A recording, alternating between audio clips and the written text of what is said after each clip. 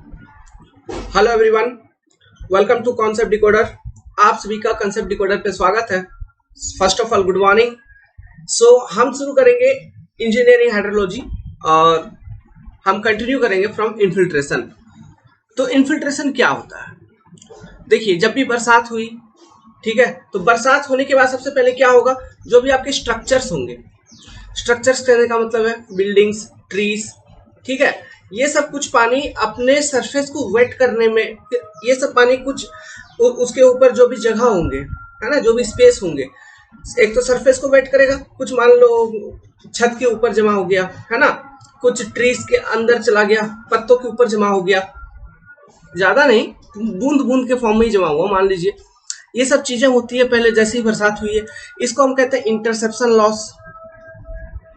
Interception loss, ठीक है। तो इंटरसेप्शन लॉस हुआ। अब ये इंटरसेप्टेड वाटर जो है, जो भी वाटर इंटरसेप्ट हुआ बाय वेजिटेशन स्ट्रक्चर्स, है ना, ये वाटर बाद में धीरे धीरे क्या होता है, इवोपरेट हो जाता है। कहाँ पे? एटमॉस्फेयर में फिर से वापस चली जाती है पानी, ठीक है। इंटरसेप्शन लॉस होने के बाद क्या होगा, पानी आपका जमीन के ऊपर आएगी। तब जैसे ही आपका रेन वाटर जमीन के ऊपर आया, तो जमीन के ऊपर गड्ढे होंगे, डिप्रेशन होंगे। तो सबसे पहले इन गड्ढों को फुल करने में कुछ वाटर लग जाएगा।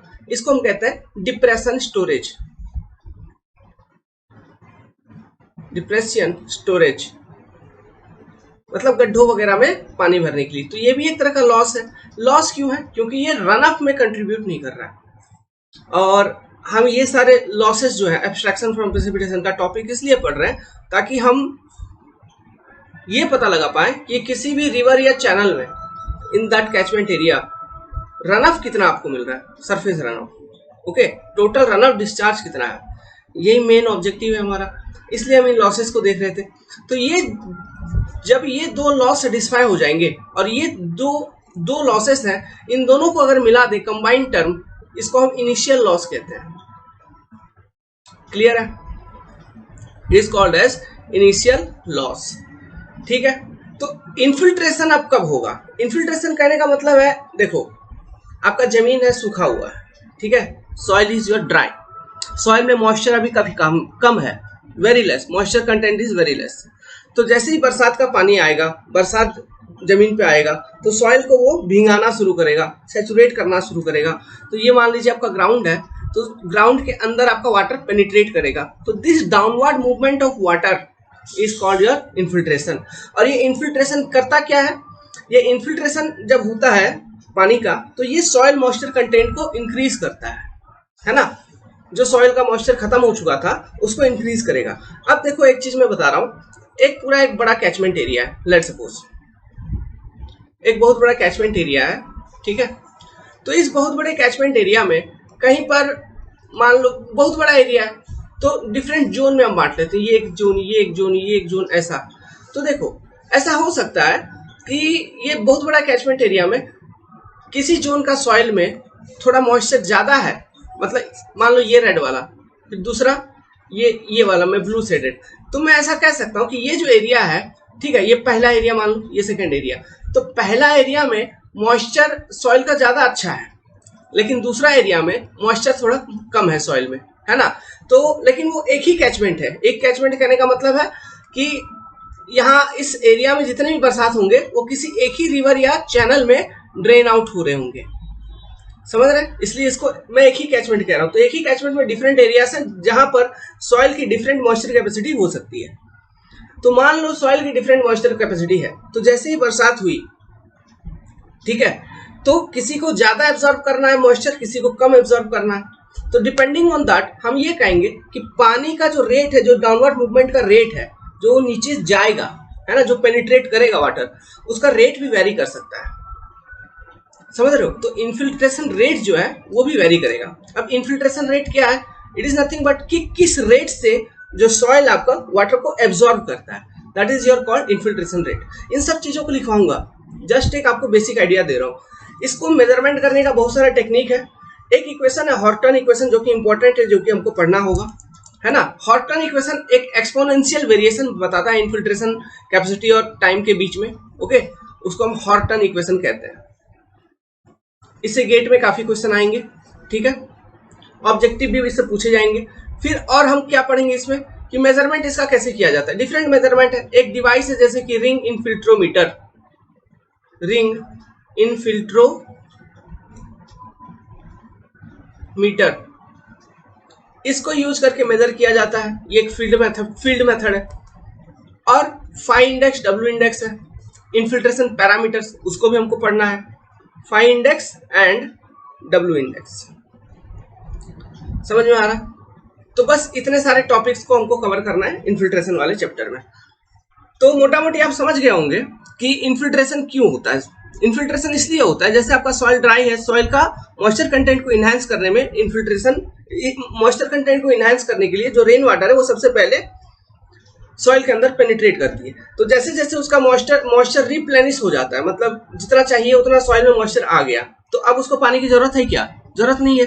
तो अब क्या होगा, अब जितने भी रेन वाटर आएंगे, है ना, तो वो सरफेस पे अपीयर होंगे। सरफेस पे अपीयर होंगे तो वो क्या होगा, धीरे धीरे फ्लो होगा। फ्लो होके कहा, it will contribute to run of.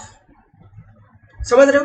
तो एक बार इन्फिल्ट्रेशन सेटिस्फाई हो गया तो उसके बाद आपका रन ऑफ का जनरेशन होता है, डेवलपमेंट होता है, ठीक है।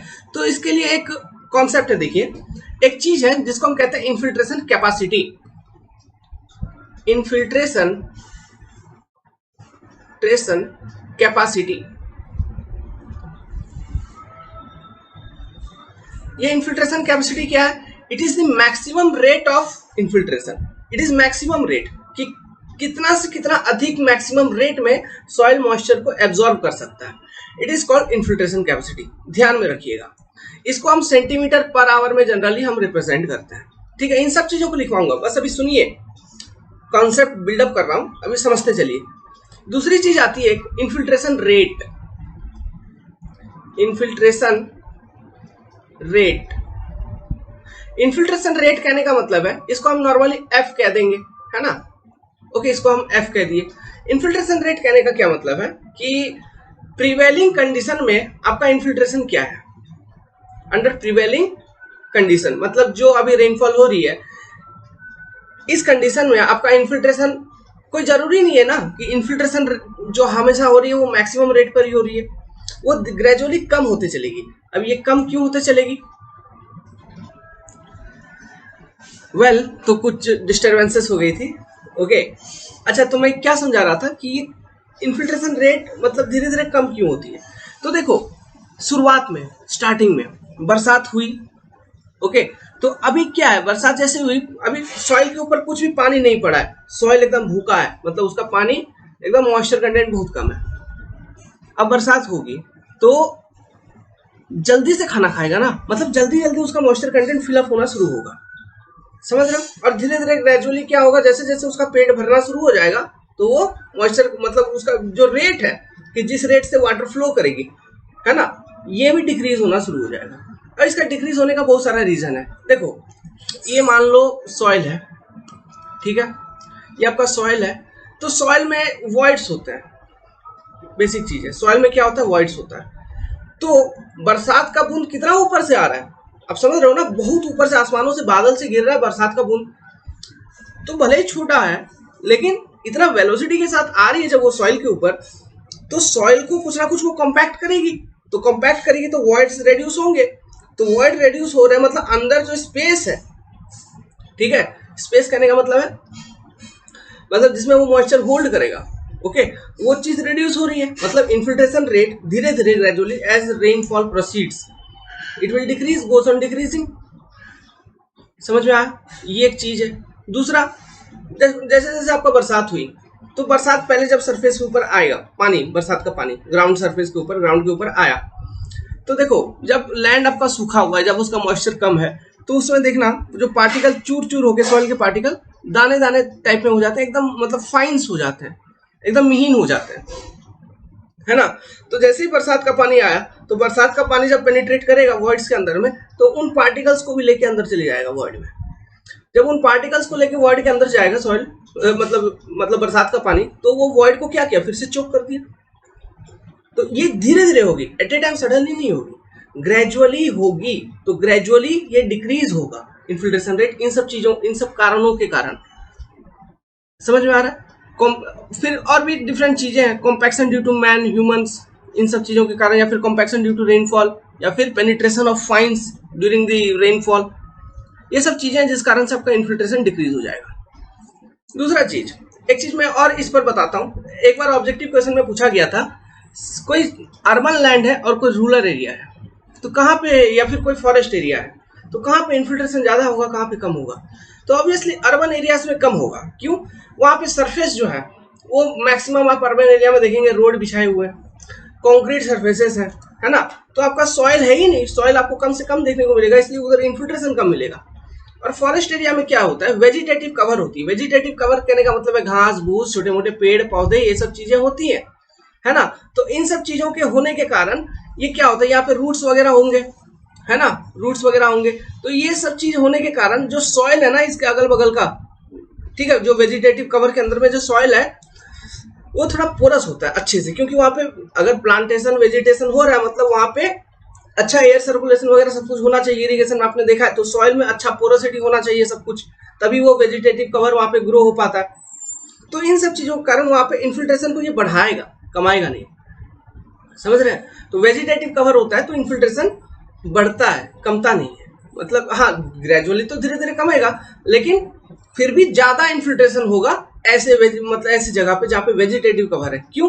दूसरा रीजन क्या है, देखो मैंने अभी अभी एक टर्म आपको बताया था, compaction due to rain drop, या फिर आपका क्या बोला, पेनिट्रेशन ऑफ फाइन्स, इन सब चीजों के कारण व्हाइट क्लॉग हो जाता है। तो व्हाइट क्लॉग हो गया तो उसका जो मॉइस्चर होल्डिंग कैपेसिटी है, जितना वो मॉइस्चर ले सकता था, वो धीरे धीरे खत्म हो रही है, कम हो रही है। तो इस कारण से इन्फिल्ट्रेशन रेट भी आपका डिक्रीज होता चलेगा।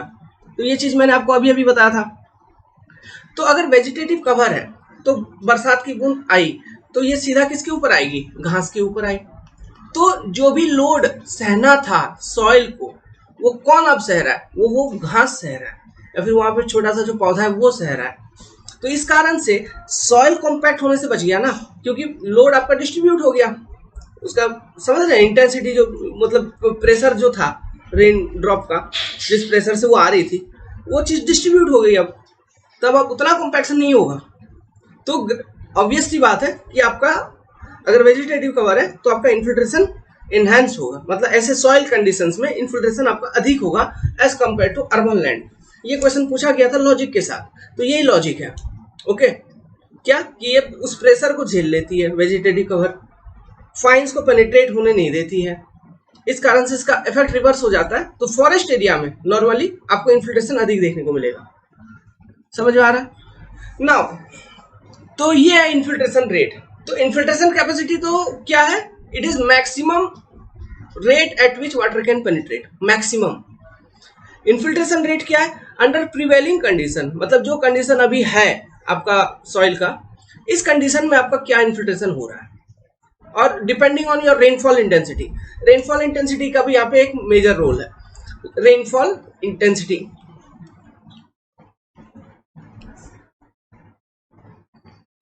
लेट्स सपोज रेनफॉल इंटेंसिटी को मैं आई कहता हूं, ठीक है।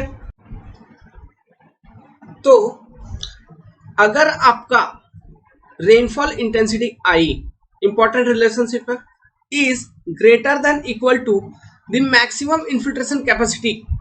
ओके, लेट्स सपोज इसको हम मैक्सिमम इन्फिल्ट्रेशन कैपेसिटी को एज एफ पी रिप्रेजेंट करता हूं। तो rainfall intensity I is greater than equal to maximum infiltration capacity. तो ऐसे केस में, under such cases, it is condition 1, under such cases what will be the infiltration, the prevailing infiltration rate F will be equal to maximum infiltration rate या फिर maximum infiltration capacity, ठीक है, under prevailing condition। समझ में आ रहा है ये relation? तो इसका मतलब क्या होगा, इसका मतलब ये हुआ कि आपका जितना पानी जमीन के अंदर जाना था वो तो जा ही रहा है, इसके अतिरिक्त, क्योंकि वो आपका रेनफॉल इंटेंसिटी जो है वो मैक्सिमम इन्फिल्ट्रेशन कैपेसिटी से भी ज्यादा है। समझ रहे हैं, मैक्सिमम इन्फिल्ट्रेशन रेट या फिर इन्फिल्ट्रेशन कैपेसिटी से भी ज्यादा है। तो जो इन्फिल्ट्रेशन रेट है वो अभी किसके बराबर है, इन्फिल्ट्रेशन कैपेसिटी के बराबर है। तो इन्फिल्ट्रेशन भी हो रहा है, मैक्सिमम रेट पे हो रहा है, उसके अतिरिक्त भी कुछ वाटर बच रहा है। तो जब उसके अतिरिक्त जो वाटर बच रहा है तो ऐसे कंडीशन में क्या होगा, run of will be generated, run of generate होगा। ठीक है, दूसरा केस क्या है, इसी में सेकंड केस ये है रिलेशनशिप कि if I is less then F P, ठीक है, अगर मैक्सिमम इन्फिल्ट्रेशन कैपेसिटी जो है या फिर इन्फिल्ट्रेशन कैपेसिटी या फिर इन्फिल्ट्रेशन मैक्सिमम इन्फिल्ट्रेशन रेट जो है, infiltration capacity is nothing but it is equal to maximum infiltration rate. ठीक है, इन्फिल्ट्रेशन कैपेसिटी क्या है, कुछ नहीं बल्कि it is equal to maximum infiltration rate. ठीक है, इसको हम सेंटीमीटर पर आवर में रिप्रेजेंट करते हैं, ध्यान रखना है। नाउ कह रहा हूं कि इफ रेनफॉल इंटेंसिटी आई, जो रेनफॉल हो रही है, is less than maximum infiltration cap rate, ठीक है, देन अंडर सच केस जो आपका इन्फिल्ट्रेशन रेट होगा, prevailing infiltration rate will be equal to rainfall intensity I. मतलब जितना भी आपका बरसात हो रहा है वो सब धीरे धीरे क्या हो जा रहा है, इन्फिल्ट्रेट हो जा रहा है। तो ऐसे केसेस में जब मैं यहाँ पे देख पा रहा हूँ कि जो बरसात हो रही है वो इन्फिल्ट्रेट हो जा रही है, तो ऐसे कंडीशन में रन ऑफ आएगी क्या, सरफेस रन ऑफ आएगी क्या, नहीं आएगी, तो नो सरफेस रन ऑफ हम डायरेक्टली कह सकते हैं।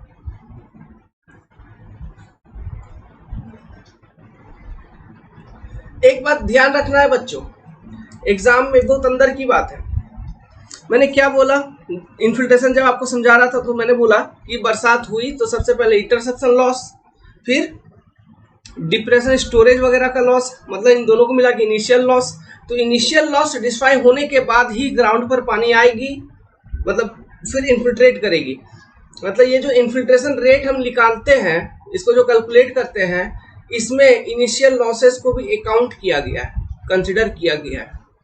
इस चीज को स्टेटमेंट वाले क्वेश्चन में ऑब्जेक्टिव में पूछा जा सकता है। क्लियर है, तो इस बात को आपको ध्यान रखना है। तो वेल चलिए, अभी तक मैंने आपको जितना पढ़ाया है, हॉटन इक्वेशन मैं इसके बाद शुरू करूंगा, अभी तक जितना पढ़ाया है इसको लिख लेना है। क्या क्या लिख लेना है, इन्फिल्ट्रेशन क्या होता है इसको लिखना है, मैं लिखवा दूंगा, ठीक है, उसको लिखना है। फिर जो फैक्टर्स अफेक्टिंग है कुछ कुछ इंपॉर्टेंट मैं इसके बारे में लिख दूंगा, और ये रिलेशनशिप तो आप अभी नोट करके लिख लीजिए, ओके।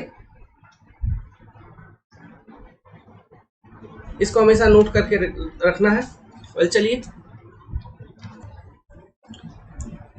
सो लिखिए, infiltration is the downward movement of water through soils to the water table, okay. Next point, infiltration increases soil moisture content to field capacity. Infiltration के कारण क्या होता है, जो सॉइल का मॉइस्चर कंटेंट है वो इंक्रीज होता है। वो कहां तक इंक्रीज होता है, फील्ड कैपेसिटी तक, ओके। अब ये फील्ड कैपेसिटी क्या है, it is nothing but maximum water that can be stored by soil against force of gravity। अब इसका मतलब समझिए, इसको तो हमने इरिगेशन इंजीनियरिंग में समझाया था आप सभी को। तो देखो, अगर ग्राउंड का बात करूं तो इसमें डिफरेंट जोन होते हैं सॉइल के। लेट्स सपोज ये ग्राउंड लेवल है टॉप का, ठीक है। नाउ नीचे एक वाटर टेबल होगा, okay, this is your water table, जो कि जिसको हम ग्राउंड वाटर कहते हैं, है ना। अब जैसे बरसात होगी, ठीक है, बरसात हो रही है, तो पानी जैसे जैसे इन्फिल्ट्रेट करेगा, तो इस मतलब ये जो ग्राउंड लेवल है, टॉप लेवल, इसके बीच और वाटर टेबल के बीच कुछ स्पेस है, ठीक है। तो इस स्पेस में, इस सॉइल में जो मॉइस्चर वो होल्ड करके रखेगा, कुछ मॉइस्चर ये होल्ड करके रखेगा इसको सैचुरेट करने में, है ना। तो वो होल्ड करके रख रहा है, मतलब वो मॉइस्चर डाउन मूवमेंट, उसका मतलब डाउनवर्ड वो फ्लो नहीं हो रहा है। वो जनरली क्या होगा, वो धीरे धीरे वो प्लांट या ट्रीज जो होंगे वो यूज करेंगे उसको, है ना, अपने ग्रोथ में, या फिर वो सॉइल से इवापोरेट कर जाएगा। तो उस मॉइस्चर को हम कहते हैं मतलब फील्ड कैपेसिटी पे, मतलब उस मॉइस्चर को हम कहते हैं फील्ड कैपेसिटी। और उसके अतिरिक्त जो भी मॉइस्चर है वो तो डाउनवर्ड मूवमेंट होके धीरे धीरे फ्लो होके सीधा जो ग्राउंड वाटर टेबल है उसमें वो पानी चला जाएगा। और बाकी का जो पानी ये बीच का जो सॉइल स्टोर करके रख रहा है अपने में, होल्ड करके रख रहा है, क्यों, उसको डाउनवर्ड मूवमेंट होने नहीं दे रहा, मतलब उसको ग्रेविटी का जो फोर्स है उसका इफेक्ट को वो कैंसिल करके अपने से चिपका के रख रहा है, पानी को होल्ड करके रख रहा है, उसके वॉइड्स में होल्ड करके रख रहा है, सॉइल को सैचुरेट करके रख रहा है। तो that is your field capacity, है ना। और फील्ड कैपेसिटी पे अगर मॉइस्चर कंटेंट है सॉइल का, मतलब हम ये कहेंगे कि सॉइल आपका काफी अच्छा सैचुरेटेड है और प्लांट के लिए या जो आपका ट्रीज है, क्रॉप्स है, उसके लिए काफी सफिशिएंट वाटर है ताकि वो उसको यूज करके अपना ग्रोथ कर पाए। समझ रहे? और धीरे धीरे जैसे जैसे प्लांट्स या ट्री अपना वाटर को यूज करता है, फील्ड कैपेसिटी डिक्रीज होता है, मतलब मॉइस्चर कंटेंट डिक्रीज हो रहा है, मतलब फील्ड कैपेसिटी डिक्रीज हो गया। फील्ड कैपेसिटी तो डिक्रीज नहीं हुआ, ये तो उसका सॉइल का मैक्सिमम मॉइस्चर होल्डिंग कैपेसिटी है अगेंस्ट फोर्स ऑफ ग्रेविटी, लेकिन मतलब सॉइल में मॉइस्चर डिक्रीज हो रहा है। डिक्रीज होते होते होते होते एक पॉइंट आता है विल्टिंग पॉइंट, इसको हम कहते हैं विल्टिंग पॉइंट। विल्टिंग पॉइंट यहां तक डिक्रीज हो जाएगा। तो जब सॉइल मॉइस्चर कंटेंट ऐसा हो गया कि वो विल्टिंग पॉइंट के केस के करस्पॉन्डिंग आ गया, ठीक है, तो उसके बाद अब मतलब सॉइल का मॉइस्चर कंडीशन ऐसा हो गया कि प्लांट अब सॉइल से मॉइस्चर ले ही नहीं सकता, पानी ले ही नहीं सकता अपने यूज के लिए। समझ में आ रहा है? ये चीज मैंने इरिगेशन इंजीनियरिंग में बता रखा है सब कुछ, तो उसको हम विल्टिंग पॉइंट कहते हैं। और फील्ड कैपेसिटी और विल्टिंग पॉइंट के बीच में जो भी मॉइस्चर है उसको हम अवेलेबल मॉइस्चर कहते हैं। अवेलेबल मॉइस्चर मतलब ये जो मॉइस्चर है ये प्लांट आपका यूज कर सकता है फॉर इट्स ग्रोथ। समझ में आया? विल्टिंग पॉइंट के बाद प्लांट आपका मॉइस्चर यूज नहीं कर सकता, क्योंकि उसके बाद जो पानी रहती है ना वो सॉइल ग्रेन से काफी अटैच हो जाती है, उसको हम हाइग्रोस्कोपिक वाटर कहते हैं। उसको प्लांट का रूट जो है वो प्रेशर लगा के एक्सट्रैक्ट नहीं कर पाती है, ले नहीं पाती है, इसलिए हम उसको यूज नहीं कर पाते, मतलब प्लांट उसका यूज नहीं कर पाता। समझ में आ रहा है? तो प्लांट केवल अवेलेबल मॉइस्चर को यूज कर पाता है, जो कि डिफरेंस है फील्ड कैपेसिटी और विल्टिंग पॉइंट के बीच का। समझ में आ गया? This is your field capacity. Now चलिए इन्फिल्ट्रेशन कैपेसिटी क्या है इसको लिखिए, FP. The maximum rate at which any given soil is capable to absorb moisture is called infiltration capacity। ये क्या है? एक तरह का मैक्सिमम रेट है और इसको हम सेंटीमीटर पर आवर में इस तरह से रिप्रेजेंट करते हैं, एक तरह का इंटेंसिटी है। ओके, तो मैक्सिमम रेट ध्यान रखना है, मैक्सिमम रेट को हम इन्फिल्ट्रेशन कैपेसिटी कहते हैं। मान लीजिए एक थ्योरी यहाँ पे लिख रहा हूं, लेट कि एफ जो है it is your prevailing infiltration rate, मतलब एक्चुअली जो इन्फिल्ट्रेशन हो रहा है, ठीक है, जो एक्चुअली इन्फिल्ट्रेशन हो रहा है, it is your prevailing infiltration rate, इसको हम एफ कहते हैं। सो ये डिपेंड करेगा रेनफॉल इंटेंसिटी के ऊपर। डिपेंडिंग ऑन रेनफॉल इंटेंसिटी जो एफ है प्रिवेलिंग इन्फिल्ट्रेशन रेट आपका सॉइल का, ये जो मैक्सिमम इन्फिल्ट्रेशन रेट है मतलब इन्फिल्ट्रेशन कैपेसिटी, इसके बराबर, इससे ज्यादा है ना, इससे कम भी हो सकता है, सॉरी इससे ज्यादा तो नहीं होगा। Prevailing infiltration rate infiltration capacity से ग्रेटर तो नहीं होगा, sorry, equal, F can be equal और लेस देन, सॉरी इक्वल और लेस देन एफपी। मतलब जो प्रिवेलिंग इन्फिल्ट्रेशन रेट है आपका, ये मैक्सिमम इन्फिल्ट्रेशन रेट के बराबर या फिर उससे कम हो सकता है, ये रिलेशनशिप है। मतलब F is less than equal to FP, हम ऐसा कह सकते हैं। अब ये किस पे ऊपर डिपेंड कर रहा है? डिपेंडिंग ऑन रेनफॉल इंटेंसिटी, ये ध्यान में रखना है। तो डिपेंडिंग ऑन रेनफॉल इंटेंसिटी मैंने यहाँ पे ये लिख दिया आपको कॉन्सेप्ट कि if rainfall intensity is greater than equal to maximum infiltration rate या फिर इन्फिल्ट्रेशन कैपेसिटी, तो जो प्रिवेलिंग इन्फिल्ट्रेशन रेट होगा सॉइल का it will be equal to FP. ठीक है, तो ऐसे कंडीशन में जो डिफरेंस होगा, difference between your rainfall intensity and prevailing infiltration rate, F या फिर एफपी आप कह लीजिए। तो ये जो डिफरेंस ऑफ वाटर है, क्योंकि जितना उसको इन्फिल्ट्रेशन लेना है, मतलब सॉइल को जितना वाटर एब्जॉर्ब करना है, जितना उसमें इन्फिल्ट्रेट होना है वो तो हो ही रहा है, उसके अतिरिक्त ये जो डिफरेंस बच रहा है आपका, ये क्या है? This is your called excess rainfall rate. Let's suppose इसको हम पीई कह देते हैं, एक्सेस रेनफॉल रेट। मतलब ये पानी अब सरफेस पे अपीयर होगा and which will contribute to surface run off. Clear है? और एक चीज ध्यान रखिएगा, जो इन्फिल्ट्रेशन हो रही है वाटर की, इन्फिल्ट्रेशन होने के बाद मैंने वो ग्राउंड वाटर बताया था, कुछ पानी ग्राउंड वाटर टेबल में भी जाता है due to force of gravity, कुछ पानी वो फील्ड कैपेसिटी में मतलब होल्ड करके रख लेता है, जो कि सॉइल का मॉइस्चर कंटेंट को इंक्रीज करता है, जो कि प्लांट या क्रॉप्स के लिए यूजफुल रहता है। तो जो पानी ग्राउंड वाटर टेबल में जा रहा है वो भी कंट्रीब्यूट करेगा आपका रन ऑफ में। समझ रहे हैं? मतलब वो धीरे धीरे नदी में अपीयर होगा, मतलब अंडरग्राउंड वाटर, मतलब जब अंडरग्राउंड फ्लो होगी वाटर की तो वो धीरे धीरे नदी या मतलब जो भी आपका स्ट्रीम है उसमें वो अपीयर होगा, तो वो भी रन ऑफ में कंट्रीब्यूट करता है। लेकिन उन सब का सिग्निफिकेंट उतना ज़्यादा नहीं है। और major significant during a storm, जब भी एक प्रेसिपिटेशन होती है, बरसात होती है, स्ट्रोम होती है, उस दौरान जो रन ऑफ है, सरफेस रन ऑफ, यही आपका मेजर कंट्रीब्यूशन है इन मतलब आपका नदी या किसी में वाटर टेबल इंक्रीज होने का या फिर वाटर लेवल इंक्रीज होने का, है ना। अगर शॉर्ट टाइम ड्यूरेशन में देखें, अगर लॉन्ग टाइम में देखेंगे तो धीरे धीरे ग्राउंड वाटर भी तो फ्लो हो ही रहा है, तो उसका भी उसके कारण भी कुछ ना कुछ वो कंट्रीब्यूशन होगा सरफेस रन ऑफ में। लेकिन एक मेजर रोल ये देखा जाता है कि जो ग्राउंड वाटर फ्लो हो रहा है उसके कारण जो बेसिक मतलब ड्यूरिंग ए स्ट्रोम अगर मैं बताऊं तो इसका कंट्रीब्यूशन काफी कम है। During a storm run off मतलब run off in a river या फिर स्ट्रीम इंक्रीज करने में ग्राउंड वाटर का कंट्रीब्यूशन काफी कम है। लेकिन अगर लॉन्ग टर्म देखें तो ये एक बेस फ्लो मेंटेन करके रखती है आपका चैनल या स्ट्रीम में, क्योंकि एक लॉन्ग टर्म में मतलब हरदम उसमें ग्राउंड वाटर टेबल से मतलब वाटर टेबल से वो फ्लो हो रही है, नदी में पानी उतना इसी तरह से उतना पानी आ ही रहा है, तो एक स्टैंडर्ड एक मिनिमम फ्लो जो होना चाहिए रिवर में हमेशा जितना पानी रहना चाहिए उतना वो प्रोवाइड कर पाता है, उसमें उसका ज्यादा रोल है ग्राउंड वाटर फ्लो का। समझ में आ रहा है? लेकिन during a precipitation surface run off का कंट्रीब्यूशन अधिक होता है to increase the water level in a stream और चैनल। क्लियर है? समझ में आया? तो इस बात से ध्यान में रखिएगा, ये सब चीज बेसिक चीजें हैं।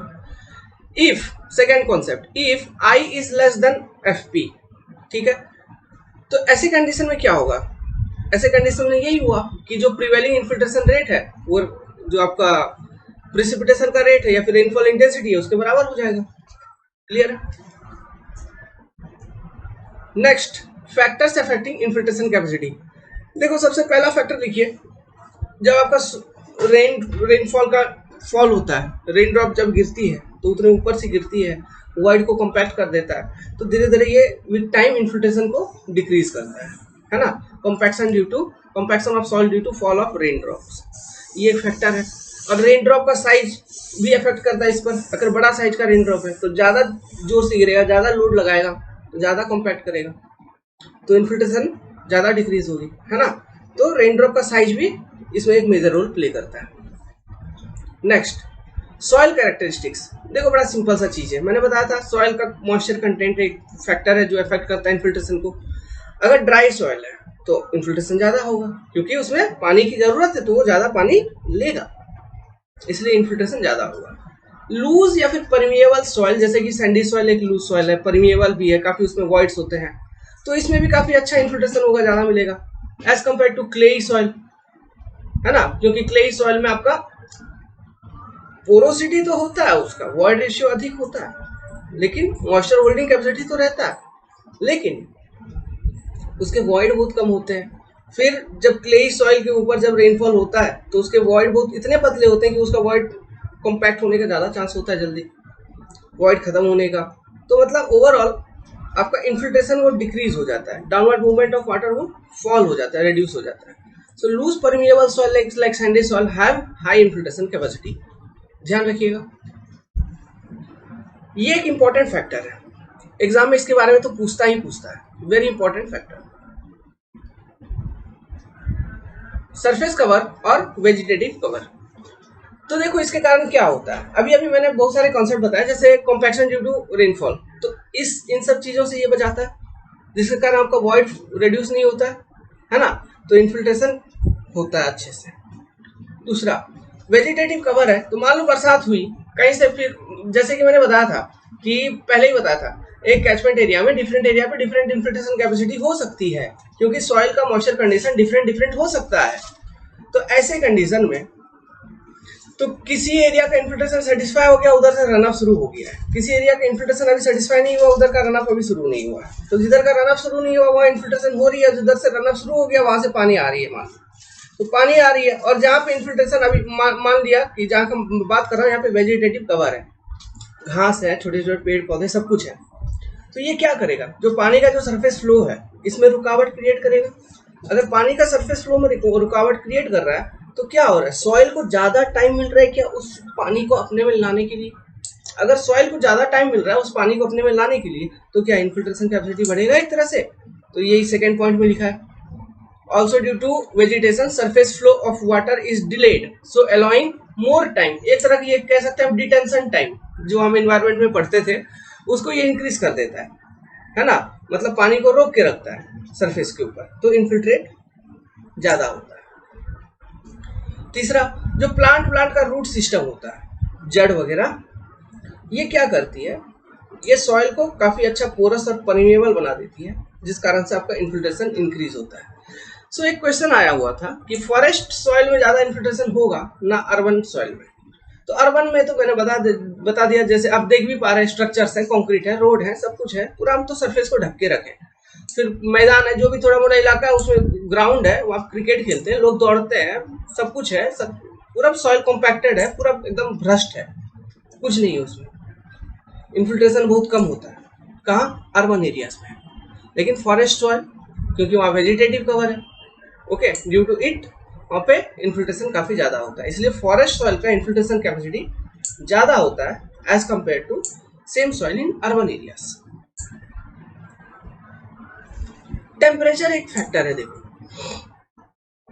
टेम्परेचर के कारण विस्कोसिटी पर इफेक्ट आती है। अगर विस्कोसिटी आपको पता है, गाढ़ापन, यही चीज है विस्कोसिटी सिंपल फॉर्म में। तो टेम्परेचर के कारण विस्कोसिटी पे इफेक्ट आती है, तो इस कारण से इन्फिल्ट्रेशन कैपेसिटी भी चेंज होता है। तो विंटर में टेम्परेचर कम रहेगा तो पानी काफी गाढ़ा होगा, तो गाढ़ा चीज वो फ्लो उतना अच्छा से नहीं कर पाएगा, क्योंकि इन्फिल्ट्रेशन किस पे जुड़ा हुआ है, डाउनवर्ड मूवमेंट पे जुड़ा हुआ है, तो उतना फ्लो नहीं हो पाएगा, ज्यादा फ्लो नहीं हो पाएगा। तो विंटर में जनरली इन्फिल्ट्रेशन कम होती है और समर में ज्यादा होता है। ठीक है, तो ये चीज टेम्परेचर का इफेक्ट है।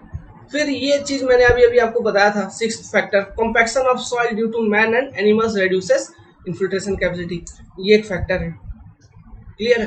तो ये सारे कुछ फैक्टर्स हैं जिससे आपको ऑब्जेक्टिव क्वेश्चन पूछे जा सकते हैं। और जो बेसिक इन्फिल्ट्रेशन का मतलब है ये आपने समझ लिया, it is nothing but downward movement of water, है ना, विच enhances the soil moisture content, okay, which contributes some water to groundwater table also। इन ये सब चीज है इन्फिल्ट्रेशन का। और इसका एक रिलेशनशिप बता दिया मैंने, prevailing infiltration rate, infiltration capacity क्या होता है, फिर रेनफॉल इंटेंसिटी, इसके बीच का एक रिलेशनशिप, फैक्टर अफेक्टिंग इन्फिल्ट्रेशन, इन सब चीजों को आपने अभी तक देखा। अब हम चलते हैं एक वैज्ञानिक की ओर जिसका नाम था हॉर्टन।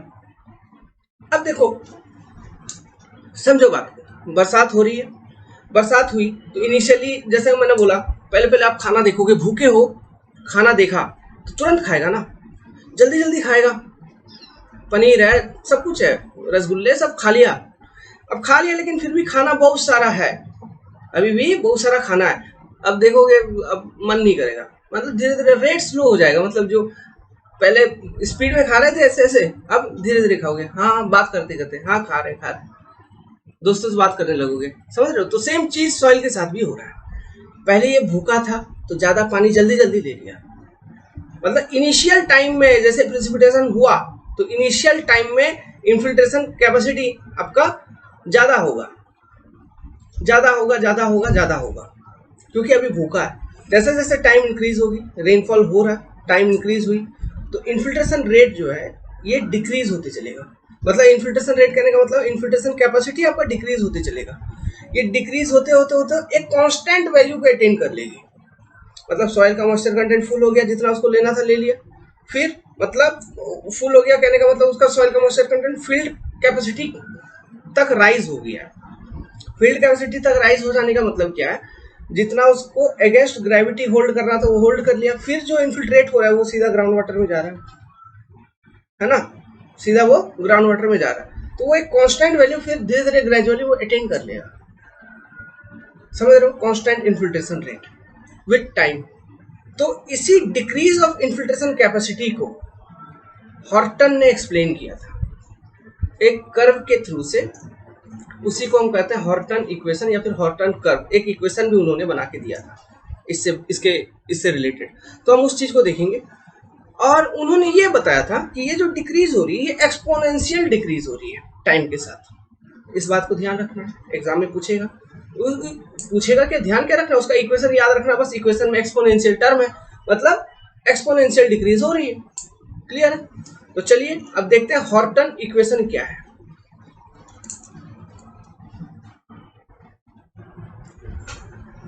तो हेडिंग बनाइए हॉर्टन इक्वेशन, और पहले इसके बारे में 2 सेंटेंस लिखिए, फिर मैं आपको एक्सप्लेन करता हूँ। लिखिए, infiltration capacity is maximum at the beginning, सही बात है, of storm, and it gradually decreases so as to attain a constant value. धीरे धीरे वो डिक्रीज होकर कांस्टेंट वैल्यू अटेन कर लेता है। अभी अभी मैंने आपको एक्सप्लेन किया था। इसका डिक्रीज होने का रीजन भी सिंपल है, आप पहले भी जानते हैं। जो फैक्टर अफेक्टिंग में मैंने बताया था, वहां पे क्या बताया था, जैसे जैसे बरसात होगी इनिशियली, है ना, तो इनिशियली बरसात हो रही है, पहले तो इन्फिल्ट्रेशन होगा, ठीक है, सॉइल मॉइस्चर कंटेंट एक तो फैक्टर है। दूसरा, कॉम्पैक्शन भी धीरे धीरे होगा, ये सडनली तो नहीं हो जाएगी, धीरे धीरे, एक बार मारा, फिर मारा वहीं पे, फिर मारा वहीं पे, फिर धीरे धीरे मारेगा तब ना कॉम्पैक्शन होगा जी। तो एक ही जगह पे बहुत सारा रेन ड्रॉप होगा, रेन ड्रॉप फॉल होगा, तब ना कॉम्पैक्शन होगा। तो ग्रेजुअली वो कॉम्पैक्शन हो रहा है ड्यू टू रेन ड्रॉप, तो ग्रेजुअली उसका वॉइड भी फ्लो हो रहा है, तो ग्रेजुअली डिक्रीज हो रहा है कि नहीं, समझ रहे हो? तो फिर धीरे धीरे, तुरंत बरसात हुआ तो तुरंत अपना फाइन्स को लेके नहीं ना इन्फिल्ट्रेट हो गया सब, मतलब सब इम्प्यूरिटीज को, सॉइल के ऊपर जो इम्प्यूरिटीज है उसको लेके धीरे धीरे जाएगा पानी। तो इसलिए ग्रेजुअली वो डिक्रीज होता है, कांस्टेंट वैल्यू अटेन कर लेता है विद टाइम, ठीक है। नाउ नेक्स्ट लिखिए, अब ये जो वेरिएशन है that is decrease of infiltration, इसको एक्सप्लेन किया था किसने, हॉर्टन ने। ये एक इंपेरिकल इक्वेशन उन्होंने दिया था। अब वो इंपेरिकल इक्वेशन क्या है, चलिए उस चीज को हम समझते हैं। इन सब बातों को लिख लीजिए, हैंड राइटिंग में थोड़ा प्रॉब्लम होगा।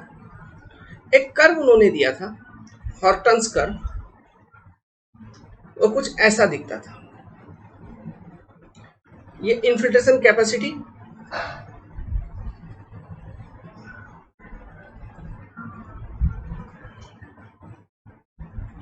या फिर रेट, और ये टाइम। तो इन्फिल्ट्रेशन कैपेसिटी और टाइम के बीच में ये कर्व है, और ये कर्व इस तरह से है। जस्ट ए मिनट, देखिए डिक्रीज हो रहा है, डिक्रीज हो रहा है, फिर एक कांस्टेंट वैल्यू को अटेन कर लेगा। Okay, so this is your, ये मतलब हॉर्टन्स कर्व।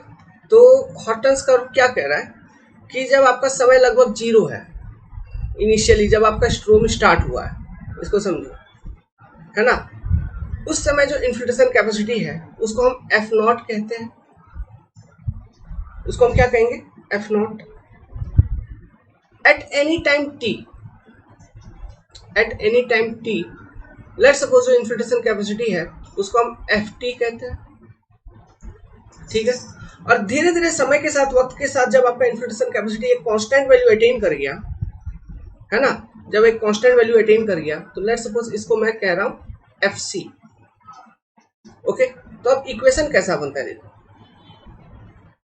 तो हॉर्टन ने कहा कि infiltration at any time T, F T बराबर कितना होगा, ये रेट का बात कर रहा है, सब कुछ रेट का, ये बराबर होगा आपका जो कांस्टेंट वैल्यू ऑफ इन्फिल्ट्रेशन वो अटेन कर रहा है F C, plus initial infiltration F not minus F C का difference e to the power minus K T. तो this is your Horton equation. अब इसमें तो आपको ये समझ में आ ही गया होगा कौन सा पैरामीटर क्या है, F T is infiltration at any time T, infiltration rate at any time T from start, start of process, या फिर इन्फिल्ट्रेशन प्रोसेस कह लो, इन्फिल्ट्रेशन प्रोसेस। एफ सी क्या है, constant value of infiltration rate, constant value of infiltration rate.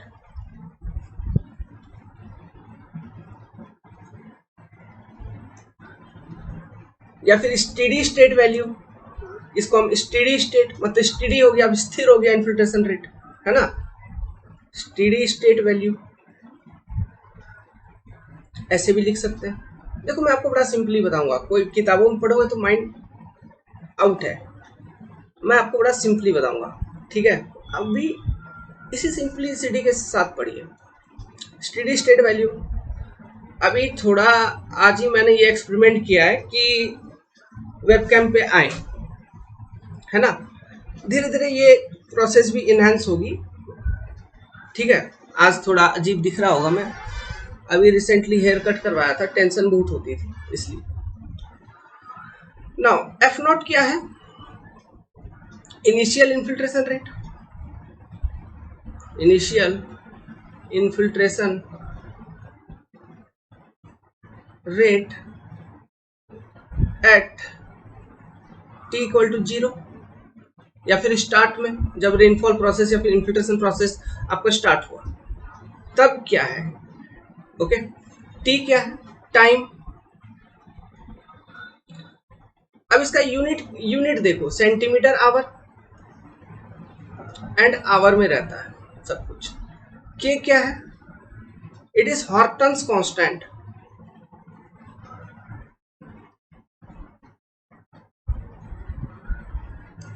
और ये किसके ऊपर depend करता है? ये डिपेंड करता है टाइप ऑफ सॉइल के ऊपर, कि किस तरह का आपका सॉइल है। इसका वैल्यू याद करने का जरूरत नहीं है, एग्जाम में आपको दिया रहेगा। नेक्स्ट, अब देखो यहाँ जो हॉर्टन इक्वेशन आपको मैंने अभी बताया, तो यहाँ पे देखो एक्सपोनेंशियल रिलेशनशिप है और माइनस में है, मतलब समय के साथ आपका किस तरह से इन्फिल्ट्रेशन रेट डिक्रीज हो रहा है, ये इक्वेशन आपको बताता है, ठीक है। अब चलिए कुछ इसी इक्वेशन को दूसरी जगह कुछ समझाता हूं। देखो हम इस इक्वेशन को जनरली सुपर इम्पोज करते हैं। क्वेश्चन आपको दिया रहेगा कैसा, रेनफॉल डेटा दिया रहेगा, मतलब रेनफॉल हाइटोग्राफ, रेनफॉल का हाइटोग्राफ दिया रहेगा। हाइटोग्राफ कहने का मतलब है it is a graph between rainfall intensity I, let's suppose, and your time, ठीक है। तो इसमें डिफरेंट बार्स बने होंगे। डिफरेंट बार्स कहने का मतलब इस तरह से कि ये टाइम मतलब स्टार्ट हुआ रेनफॉल, तो कुछ समय में इतना रेनफॉल हुआ, 0 से लेके सम आवर में इतना रेनफॉल हुआ, फिर इतना रेनफॉल हुआ, फिर धीरे धीरे इतना रेनफॉल हुआ, फिर और थोड़ा रेनफॉल इंक्रीज हुआ मान लो, फिर डिक्रीज भी हुआ ऐसा समय के साथ, फिर ऐसा डिक्रीज भी हुआ। क्लियर है? तो this is your rainfall hyetograph. इसको रेनफॉल इंटेंसिटी आई और टाइम के बीच में ये ग्राफ बनती है। अब इसके ऊपर हम हॉर्टन इक्वेशन अगर सुपर इम्पोज करते हैं, हॉर्टन का जो कर्व है इसको हम सुपर इम्पोज कर देते हैं। लेट्स सपोज ये मेरा हॉर्टन का कर्व है,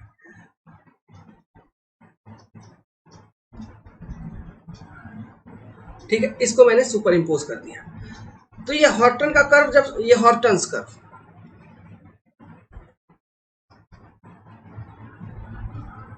तो बड़ा कुछ अजीब चीज बता रहा हूँ, अच्छा चीज बता रहा हूँ, ध्यान से देखना, तो ये न्यूमेरिकल सॉल्व करने में काम आएगा। तो हॉर्टन्स कर्व को मैंने इसके ऊपर सुपर इम्पोज कर दिया। जब मैंने हॉर्टन्स कर्व को सुपर इम्पोज किया तो देखिए आप देख पा रहे होंगे कि up to time, let's suppose यहाँ पे जहाँ पे इंटरसेक्ट कर रहा है ये वाला टाइम, इस टाइम को मैं कहता हूँ टी आई। समझ में आ रहा है? टी आई मतलब इनिशियल टाइम, ऐसा कह दिया। मतलब आप देख पा रहे हैं यहाँ पे कि up to time T I, ठीक है, टी आई समय तक जितना भी रेनफॉल हुआ है, रेनफॉल इंटेंसिटी आपका कुछ ऐसा था कि जितना भी रेनफॉल हुआ है वो सारा का सारा पानी इन्फिल्ट्रेट कर गया है। इसका मतलब यही हुआ, क्योंकि ये जो कर्व है, इस कर्व के नीचे जितना भी पानी आ रहा है, मतलब ये वाला जितने एरियाज आ रहे हैं, ये सारे इन्फिल्ट्रेटेड अमाउंट ऑफ वाटर को रिप्रेजेंट कर रहा है कि ये सारा पानी इन्फिल्ट्रेट कर गया सॉइल के अंदर। और इसके ऊपर का जो पानी है, इसके ऊपर का पानी कहने का मतलब ये जो मैं ग्रीन शेडिंग कर रहा हूँ, सॉरी ग्रीन कलर आजा, ये जो मैं ग्रीन शेडिंग कर रहा हूँ ये, ठीक है, ये जो पानी है ये पानी रिप्रेजेंट करता है रेनफॉल एक्सेस।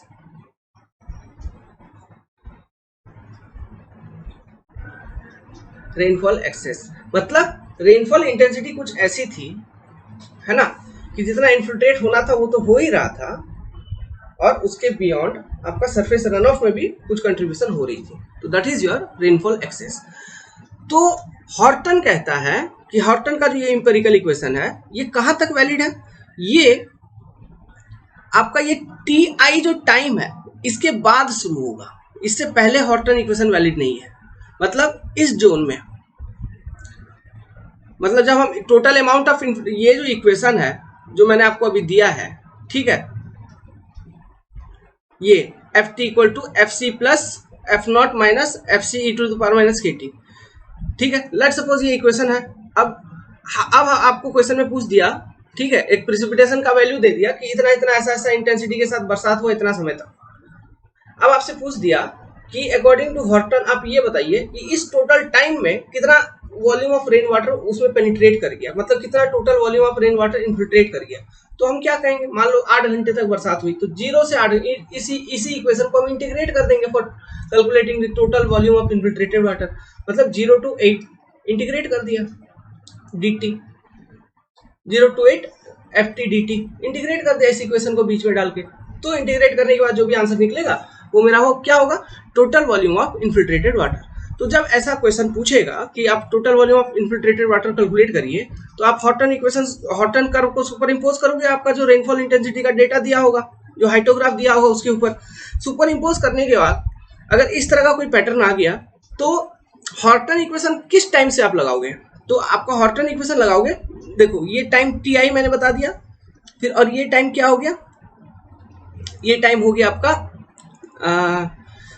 क्या हो गया ये टाइम, लेट्स सपोज ये टाइम है टीसी, इसको मैं टीसी टाइम कह रहा हूं। तो हम हॉर्टन इक्वेशन जो लगाएंगे to calculate total volume of infiltrated water, let's suppose FP यहाँ पे, तो एफपी क्या लगाऊंगा मैं हॉर्टन इक्वेशन कहां से, integration from T I to, ध्यान से देखिए, T I to T C F T है ना डी टी। एफ टी का वैल्यू आपको पता है इक्वेशन में है, उसको डाल के हम इंटीग्रेट करेंगे। तो ये हमको कहां से कहां तक का वॉल्यूम कितना इन्फिल्ट्रेट, मतलब कहां से कहां तक का वाटर जो इन्फिल्ट्रेट हुआ वो देगा, टी आई से लेकर टीसी समय तक, मतलब ये सारे वैल्यूज, ये सारे पानी का डिटेल्स ये बता देगा कि ये कितना अमाउंट ऑफ वाटर इन्फिल्ट्रेट हुआ। तो और भी कुछ इन्फिल्ट्रेशन हुआ है कि नहीं, कौन सा, इनिशियली देखिए 0 से लेकर टी आई समय तक में कुछ इन्फिल्ट्रेशन हुआ है कि नहीं, तो इसको हम कैसे कैलकुलेट करेंगे, तो ये भी तो total volume of infiltrated water में ही है, तो इसको भी तो ऐड करना होगा। तो इसको एफ पी टोटल फाइनल निकालने के लिए इसमें प्लस लिख देंगे, और क्या लिख देंगे, ये लेट्स सपोज 0 to, मतलब ये जो भी समय है, इसमें रेनफॉल इंटेंसिटी है मान लो I1 है ना, इसमें रेनफॉल इंटेंसिटी था I2, ओके। तो ये समय है मान लो ये टी आई दिया, ये समय है मान लो T1 और ये समय टी आई है। तो क्या कर देंगे, अब क्या ऐड कर देंगे, एक टर्म ऐड हो जाएगी, देखो यहाँ पे बगल में लिख रहा हूँ नीचे, I1 जो रेनफॉल इंटेंसिटी था इनटू T1 समय तक इतना वाटर इन्फिल्ट्रेट कर गया, क्योंकि हमको डेप्थ निकालना है, ठीक है। डेप्थ के फॉर्म में अगर निकालेंगे हम, ये मल्टीप्लाई कर देंगे तो हमको डेप्थ के फॉर्म में निकल जाएगा। कैसे, रेनफॉल हाइटोग्राफ है, इंटेंसिटी मतलब सेंटीमीटर पर आवर में होगा, और इधर टाइम आवर में होगा मान लो, तो centimetre per hour into our multiply कर दिया तो सेंटीमीटर निकल गया कि नहीं, तो प्लस I2 इंटू हम टी आई माइनस T1 कर देंगे, तो ये उससे पहले जितना इन्फिल्ट्रेट हुआ था उसका वॉल्यूम दे देगा। तो ये ऐड कर देंगे और हॉर्टन इक्वेशन कहां से अप्लाई कर देंगे, टी आई से लेकर टीसी तक, और इंटीग्रेट कर देंगे, तो मेरा total amount of infiltrated water निकल जाएगा।